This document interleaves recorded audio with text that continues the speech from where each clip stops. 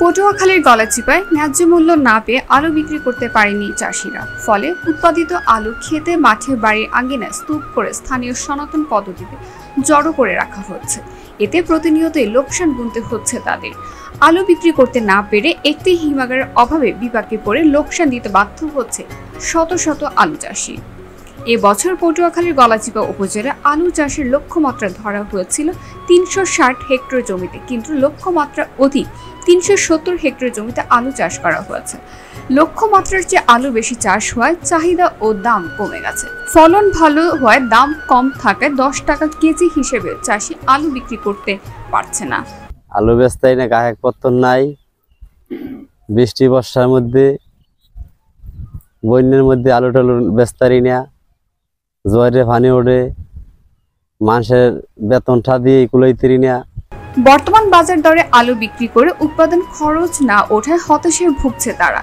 এর জন্য উপজেলার চাষিরা তাদের উৎপাদিত আলু মাঠে ঘাটে খড় বা পলিথিন দিয়ে স্তূপ করে রেখেছে। জেলার মধ্যে গলাচিপা উপজেলা আলু চাষের ১ নম্বর হলেও একটি হিমাগারের অভাবে সংরক্ষণ করতে না পারে অনেক চাষি লোকসান দিতে বাধ্য হচ্ছে। কোলেস্টারটা এই জন্য আমরা সরকার থেকে দাবি করছি যেন যদি আমার এলাকায় কোলেস্টার থাকতো তাই আলুগুলো আমরা রাইখে দিতাম, অনেকদিন রাইখা অনেক পরে বেচা বিক্রি করা যাইতো, যাতে আমরা কৃষকের লাভ হবে। আর না তো এই আলুগুলো আমাদের রাখা সম্ভব না, কৃষক ভালোভাবে কিছু করতে পারতেছে না। এই জন্যই আমরা এই কোলেস্টার সরকারের কাছে দাবি করছি।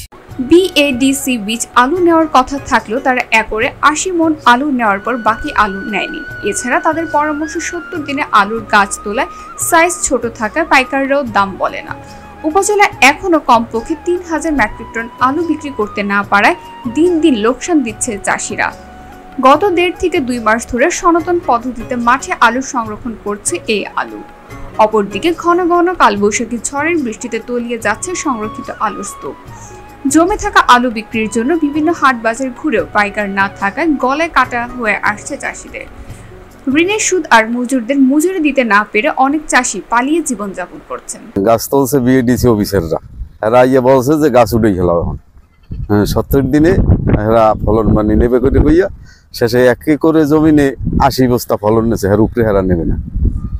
পরে কইছে যদি নেই, পরে আবার নেমু সবাই মিলে গিয়া পরে নেছে কিছু কিছু মানুষের, আর কতক মানুষের ফলন নেই, সব শেষ। পটুয়াখালী জেলায় উৎপাদিত আলুর অধিকাংশ আসেন গলাচিপা উপজেলা থেকে। দক্ষিণাঞ্চলের উপকূলীয় পটুয়াখালী জেলায় কোনো হিমাগার না থাকায় আলুর পচনও শুরু হয়েছে। তাই গলাচিপা উপজেলার আলু চাষিদের দাবি একটি হিমাগারের। উপজেলার হিমাগারটি হলে আলু সংরক্ষণ করে ভালো দাম পেলে বিক্রি করে লাভবান হতে পারবে তারা। এভাবে লোকসান হতে থাকলে আগামী মৌসুমে আলু চাষে আগ্রহ হারাবে চাষিরা। এবছর আমাদের অবস্থা খুবই খারাপ, যে এতদিন হয়ে গেল এখন আলুও বেচতে পারতাছি না, প্লাস পাওনাদারের কাছ থেকে ২-৪ টাকা যাও আনছি দিতে পারতেছি না। এরা করতেছে দিন দিন চিল্লাচিল্লি, ডাকাডাকি, উড়াউড়ি। তারপরে এই আলু মাঠে পইরা রয়েছে, বৃষ্টি আইতাছে, ভিজতাছে, পচতাছে, এই যে দেখেন কিভাবে ফালাইতাছি। এখন আবার এই টাকা পয়সা খরচা করে বাড়িতে টাইনা নিতে আসি, যে বিলের তো কোনো ভরসা নাই, যার কারণে বাড়িতে টাইনা নিতে আসি, এতেও খরচ। এদিকে আলু পচে যাওয়ার কারণে আলুর বিভিন্ন খাদ্য সামগ্রী বা আলুর চিপস তৈরি করে বিক্রির পরামর্শ দিয়েছে উপজেলা কৃষি কর্মকর্তা।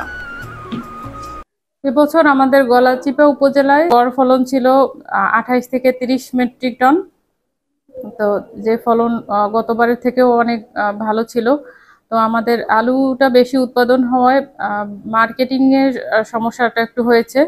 আর হচ্ছে বিএডিসি যে পরিমাণে আলু ক্রয় করার কথা ছিল তারা হয়তো একটু কম ক্রয় করেছে, এজন্য অনেক কৃষক তাদের আলুটা বিক্রি করতে পারেনি, তারা সাময়িক ক্ষতিগ্রস্ত হয়েছে। আর বর্তমানে দামটা একটু কম। আমরা ঊর্ধ্বতন কর্তৃপক্ষকে অবহিত করেছি যে আমাদের গলাচিপা উপজেলার জন্য একটা কোল্ড স্টোরেজের ব্যবস্থা করার জন্য। তো তারা আমাদের আশ্বস্ত করেছেন যে আমাদের উপজেলার জন্য একটা কোল্ড স্টোরেজ আমরা চাহিদা দিয়েছি। তো এটা হলে আশা করি আসলে আমাদের এই সমস্যাটা থাকবে না।